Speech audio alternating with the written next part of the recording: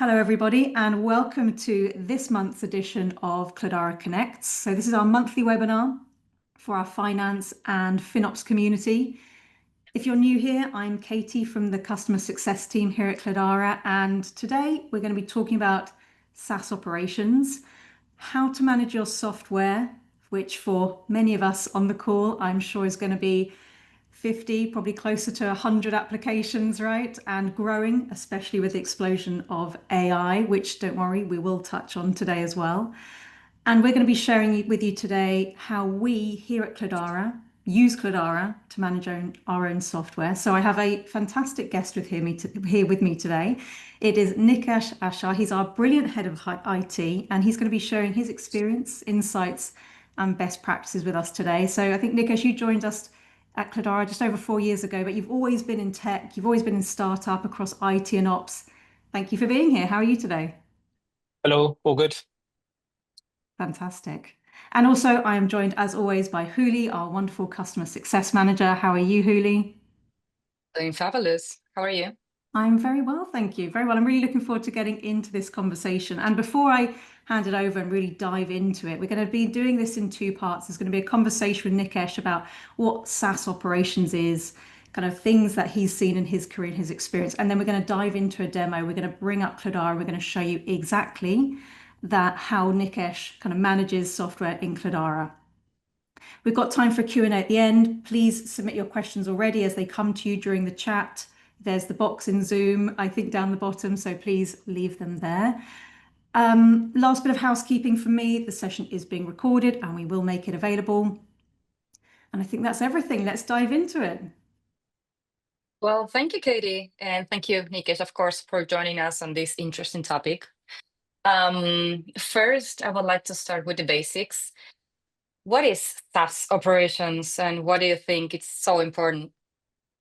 Yeah. Well, as we were talking about before, the kind of the good old days was you'd get one computer, one piece of software, like a Microsoft suite, and you'd be done. But now there's, hundreds of tools. There's a new AI tool every week. It's quite easy to sign up to something. You can just go to a website and every company just wants those users. So people just go in and click and sign up with Google or username and password and pay for something out of their pocket. And software spread across different teams. Sales want to try AI, finance want to try the latest, Excel automation platform, whatever it is. So loads of teams are touching software. And it's just a growing problem that we need to sort of harness, not fix, because it's probably not the right term. We need to help people know what they need at the right time. Well, I think we can all agree that things can get out of hand fast when it comes to software. So, rewinding just a little bit, can you tell us about some of the biggest challenges that you face in your career before Cledara? Yeah. I mean, probably one of the biggest ones was like lack of process. Sitting in IT, when you're isolated, you don't really know what people are buying. You get a inkling of what people might be using, or finance will come and tell you, hey, we've seen this come up on our credit card bill a month later. What is it? I don't know. No one's told me. So when you're not involved in the process, it's really hard to do the job of keeping the company secure, which is kind of like one of the hats you wear as head of IT. But people forget you signed up for software. Someone will sign up for Asana and then a month later go, oh, actually, I like Trello. I'll just use that. And you end up with multiple subscriptions and wasting money. Always a killer. But you kind of want to like not block creativity or experimentation. So if you don't have a process or a way for people to find new tools to use, it might, it'll cause them to go find something for themselves. So showing transparency in what you have and what the company pays for already makes life a lot easier for all the users when they sign up or when they join your company. Well, I'm happy that you mentioned this because this brings us to one of the trickiest part of SaaS management, which is collaboration. So, why do you think it's so important for IT, finance, and procurement teams to work together? And I think that most importantly, what would happen if they don't? I mean, we have a process here. So anything that obviously we use Cledara every day, so anything we buy goes through Cledara. But a key part of that is working with finance. So yes, we sit apart. We work remotely, work from different countries sometimes, but we have a process that means that finance won't approve anything unless IT have signed it off. And in our case, we're small enough where IT and procurement are kind of the same thing, or procurement's kind of like the umbrella. And then within that, you'll have IT, finance, security, things like that. So like Christian, our CFO, won't sign off on anything unless I've had a look, and I can't sign off on anything until I've got word from him to say, yeah, we can actually go and spend XYZ amount of money on a new piece of kit. So no one really can sign up for anything without me knowing about it. And that's a result of us working together. It doesn't really work, I don't think, unless these teams are in sync. Like you want to buy something, you go to finance. And if finance want to approve something, they have to check it's safe, it comes to me. It's like buying a house. Like you don't buy a house without getting it surveyed and checked out first. You don't go and pay the estate agent, £500,000 and then go, oh, I'll check the insides now. They work together, and once one approves, the other one approves. And working with team needs, so it's not just IT and finance. Each team has a different stack of software. Sales needs something, marketing needs something else, customer success needs a different set. So each team has their own stack that's stored in Cledara. And it's all done as part of a module that we have called our onboarding tool. Well, you just mentioned that one of their duties is checking that a tool is safe. People here might not know, but a very important part of your role is security and making sure that our data is safe, not only because it's the right thing to do, but also because we're SOC 2 certified and we need to demonstrate that we adhere to the best class security practices. Now, we are hearing from customers that new AI tools are the biggest challenge at the moment in this frame. How do you agree on this? Yeah, I mean, and how you tackle it, of course. How do I tackle it? Let's go with number one first. So yeah, AI tools, it is the buzzword of the quarter, I guess. They're here to stay. They're not really going to go anywhere. So harnessing them is probably more important than trying to, stop people doing things. So getting the right tool at the right time is important, but making sure it's available. So using our access request module, for example, if someone wants access to something, that's fine. You can go through our catalog, see where you need a seat, and then we'll, approve it at the right time where you need it. But yeah, keeping our data safe is important. SOC 2 is one of the biggest things that we do, and that's kind of like open in front of all of our customers, but we're also underwritten by lots of banking partners. So all of our checks that we do also go into that piece of work where we have to make sure all of our data is secure and safe because we operate a financial platform. And it's not really my job or IT's job, I don't think, to say yes or no. That's the manager's responsibility. Like I'll work with department heads and make sure that people are aware, hey, sales want a seat on paid ChatGPT. I can't say no, that's not my responsibility. I need to make sure they get it safely, but I'll go to the head of sales and say, do you want to approve this as part of your budget? Yes, no problem.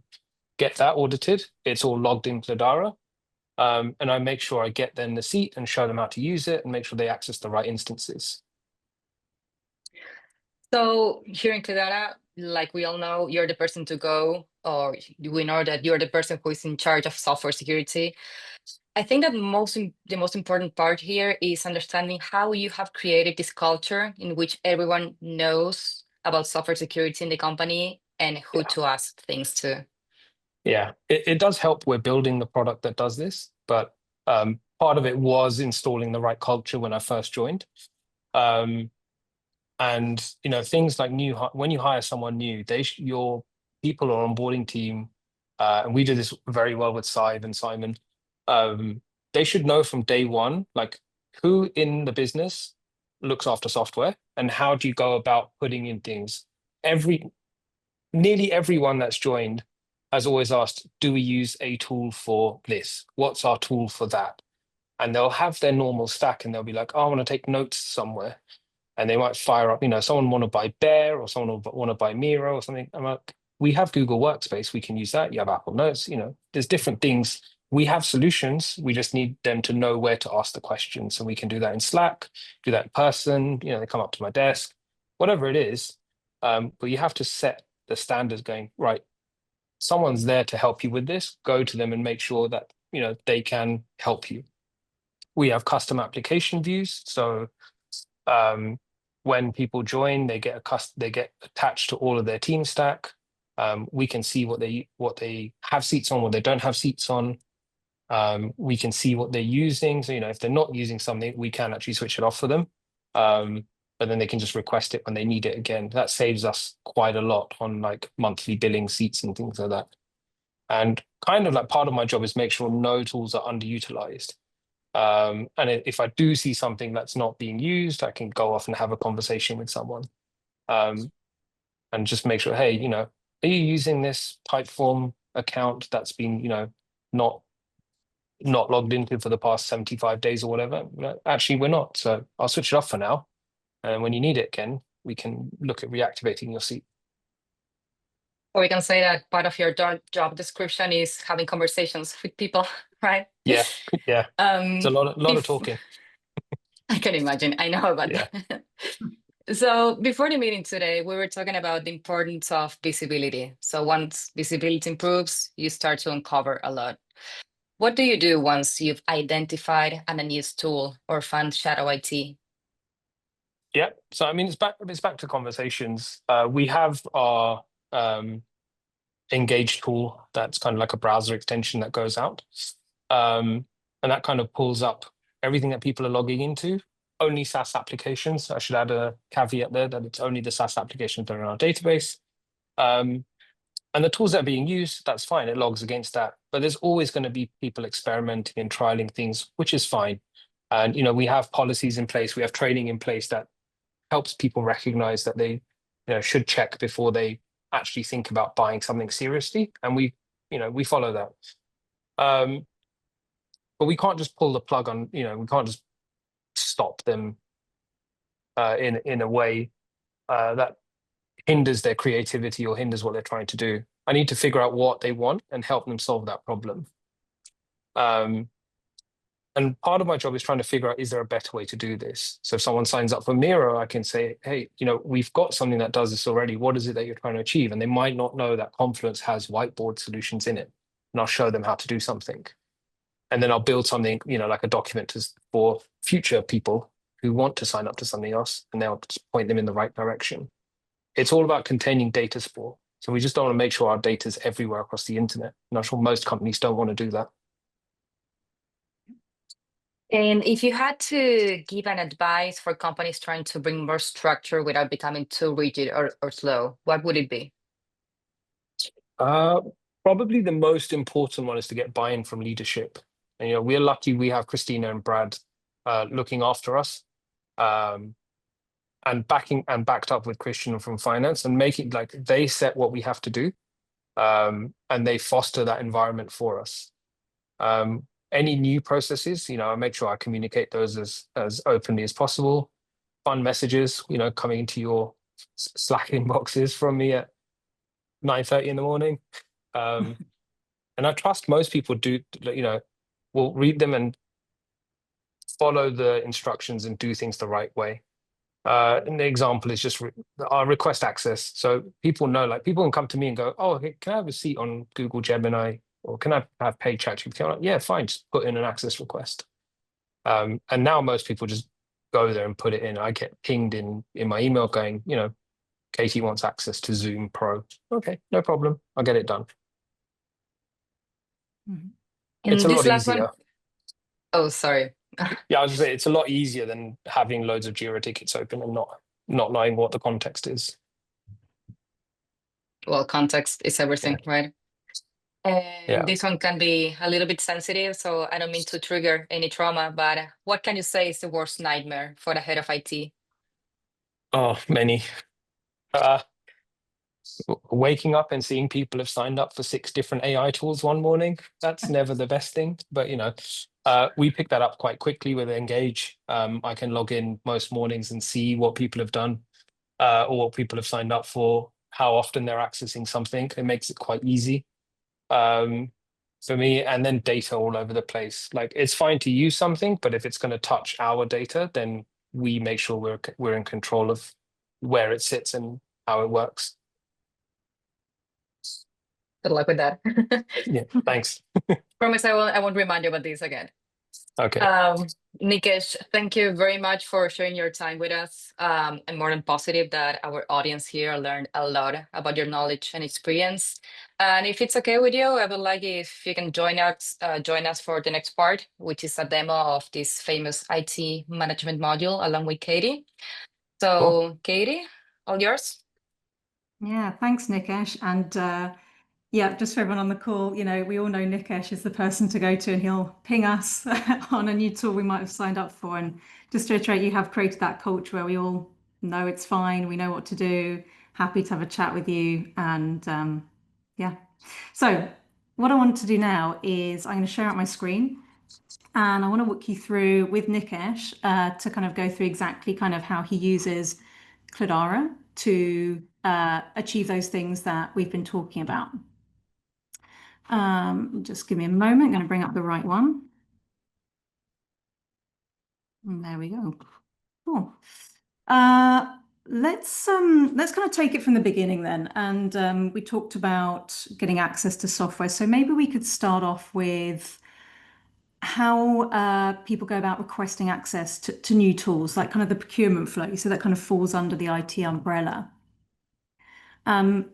I think most people on the call today will be familiar with this application view. So Cledara being the place to come and see all the software that's being used in your company, who the owner is. And the idea is that, if it's not part of your stack and you need something new, you'd hit add new application. I think the interesting piece here, Nikesh, to show people is if I scroll down, obviously you've got the budget details, but I think it's really this compliance piece. Now, I'm in my demo environment. These aren't the exact same questions that you use, right? But what are the key questions that you're asking people and that you want to know at this stage? Yeah, so at this stage, it's more about knowing, what is the intention of the tool. So we don't need to do a deep dive at this stage, because I'll do that when it goes through a review process after the request has come in. And right now, I want to know, what's the cost of the contract? It's kind of like stems from working with Christian and Stephen in finance. So what are the payment terms? Like, how long are we signing up for? Part of the role of security is make sure we've got the right contract at the right time. We don't want to be signing up for multi-year deals. We don't want to be stuck in auto renewals. That happens quite often with it's a common complaint across the industry. Like, if you forget to negotiate a renewal, you'll wake up one morning and you've signed up for another year of whatever, LinkedIn Premium or whatever it is. And I have a shared responsibility with finance. Is this the best price that we're paying for? Our benchmarks helps with that. And obviously having industry knowledge, I know what people should be paying for stuff. And, someone else has done the negotiation, not me. And I need to make sure it's correct for the business. And then what are you signing up for? Is there a procurement process? What data are they handling? So will they be using customer data? Are they going to house our data? What tool is it? Do they offer SSO? Do they not? So how are people going to sign up? What team it's in? I mean, that's all included. And then that comes to me as an initial review to look through it. And then I'll dive deeper in our extended compliance module and fill everything in. Perfect. So yeah, this is the end user making their request, adding the finance, adding the compliance. Now, once they hit add application, we've got approval flow turned on, right? So instead of someone submitting this and the application's created and they get a card, this does need to be approved. So they'll hit this, and then to go in and check the answer to those questions. Yeah. So I'll get an alert from Cledara to say, someone submitted this form or is requesting an application. It needs an admin approval. So admins are myself and a couple of others across the business, but it's unwritten, but most of the time the first approval will be me. I'll make sure it lines up with what we need. It's what we've agreed, it matches the contract. And if I approve it, I'll still have that conversation with Christian and say, I've approved it. This is the terms. If he's happy with it, he's in charge of the budget, and every CFO should be, and he will be the ultimate final approver for payment and things like that. Let me just show everyone that's under preferences. It's not very glamorous to show this bit, but it's just under preferences, right? You're the first approver. Yeah. Then Christian, our CFO, will be set up as the dual second approver. So once you have okayed it, you guys are talking anyway, but then he would be the final approval, right, on the budget side. And then once you two are both approved, this application gets created, that end user gets a card and knows they can go away and pay for this software. Yeah. So that's kind of like the underwriting tick for purchasing. If it's approved on Cledara, then we've done our checks and you're good to go. Perfect. Cool. So that's kind of like the process of like buying something new. So let's talk about, there's already something in the stack. I've come here, I've seen, great, we're using Asana, I don't need to buy Trello, but I need a seat on that account. So, someone can come in, they can come to Asana. Now, obviously, for everyone on the call today, I'm in the admin view, so I'm seeing everything, but an average user is just going to see some basic information and then this request access box, right? So this is what you were saying. Even someone comes up to your desk, Nikesh, right? You would tell them to come and they would send the request through here. And then you'd get... Yeah. And it's not me trying to be difficult, but two reasons. One, it helps me organize my work, and I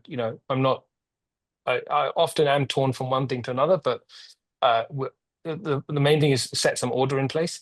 But the second thing is, when you're SOC 2 certified, ISO certified, or whatever, when you go through an audit, and probably quite a few people on the call have been through, you have to prove that you've documented people getting access at the right time for the right tool and at the right level.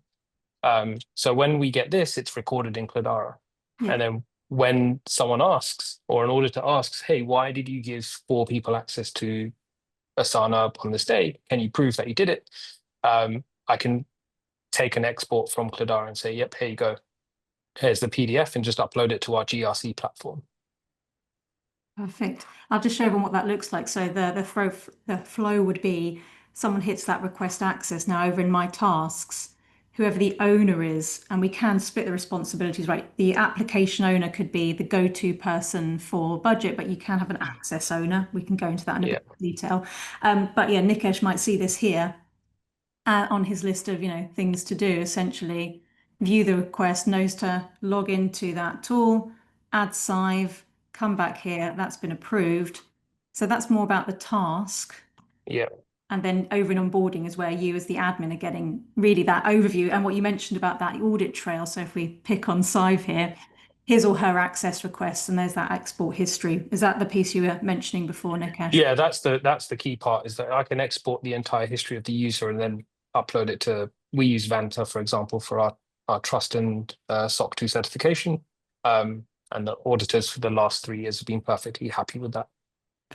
But one thing to mention here is that it's really important, if you want to use this and use it effectively, is making sure everyone has access to Cledara across your company.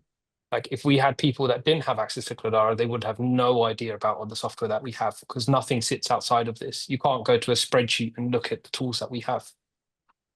So import your users. Even if they're just users, it's fine. They can't really do anything, but they can. That could be just the first step in making sure people don't sign up for tools on their own, because they can see what you have.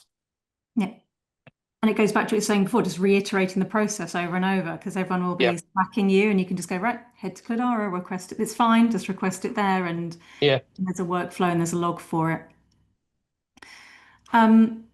Fantastic. And then I did want to show everybody as well this onboarding piece, because you touched on our fantastic kind of HR team, Sive and Simon. Yep. So when anyone joins, there's a whole stack of software, right, that they need access to. And I think more and more, when we have new joiners, just the list actually is so long. On this onboarding section, we can connect to a suite of HR tools, for example, Bamboo. So when someone new joins, when they go to hired, right, in Bamboo, it's going to push here, and you can see this, and you can see, for example, we've got Tatiana starting in marketing. Nikesh, are you the person who comes in and will start this onboarding workflow? Yeah, I'd be that person to come in and check. So we'd start it. There's a start date. You can put in a note for each tool that you want to edit in. So we might get someone joining and they'll start with Bamboo, Cledara, HelloSign. But if they don't need access to Adobe and Canva straight away. I can either untick it or I can leave a note for myself or for the access owner later to go, hey, do this in 2 weeks. And that delays it for 2 weeks, and it's quite easy for us to manage. And then once that, you could have a bigger company might have multiple access owners, a larger IT team, it's me wishing for a colleague. But when you've got 3 or 4 people who are responsible for it, we collate everything here in the middle and then just ping out messages to everyone and put it in their My Tasks, so they know they have to give a new joiner access to the tool at the right time. And it's part of the process. The team stack is set up with the team lead and HR, so they've determined what they need to get someone onboarded. And you can see we auto onboard people into Cledara if you integrate through the HR system. And yeah, a lot of this is directed by the people team. I don't have to worry about it. They tell me what they need, and I just make sure it gets done. Fantastic. Yeah. So what you can do here in Cledara is you can define your company stack. So there's those kind of 5, 6 tools that just everybody's going to get. So this would always be pre-populated. And then we know from Bamboo that Tati's joining in marketing. And as Nikesh said, if I just jump to the teams section, you've already mapped out all your teams and all the software that's sitting in each team, right? So you've got all this information in Cledara already. So it just makes sense to run the workflow from Cledara because you're not maintaining different places, right? In a spreadsheet for one thing and a different tool for something else. Yep. So what you need to do is say, well, marketing, this is the marketing team.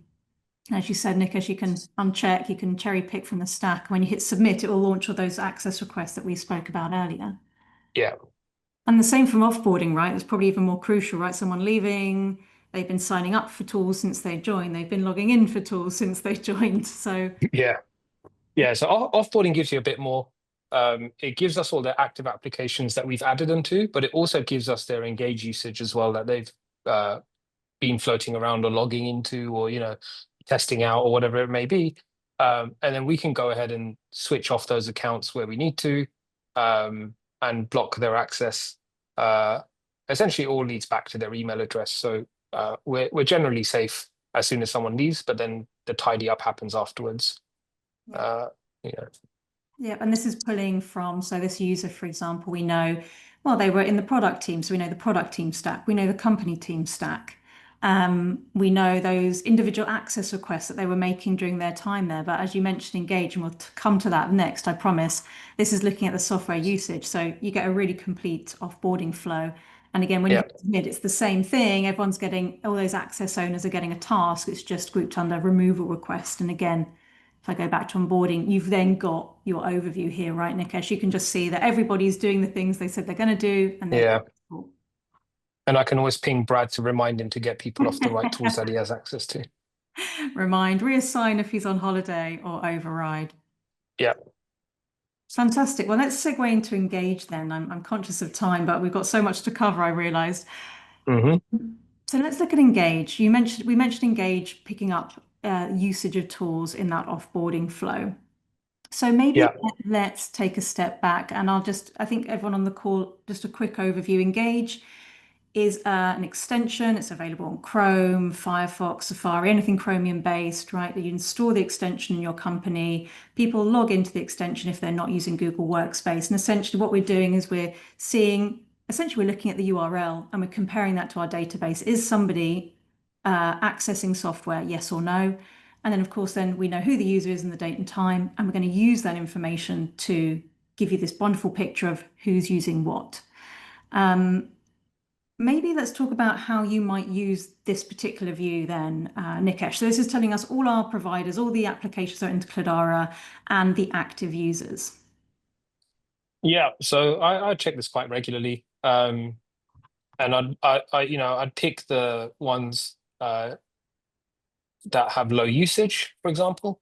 So like Tango, no usage, and I see a budget assigned to it for £2,500 or whatever. That'll be my first sort of port of call with Christian going, hey, are we still spending this money? Have you paid an invoice for this recently? Or if I don't see the charge in Cledara. And then it's setting up a chat with all the users and say, hey, look, you all have accounts and you've logged in at some point in the last 3 months, 6 months, whatever it may be. And I'll just put them all in one Slack group together, to be honest. And do you guys still need access? Are you still using it? If they say no, no problem. Sometimes it's difficult because it's an installed app on a Mac or whatever, but that's fine.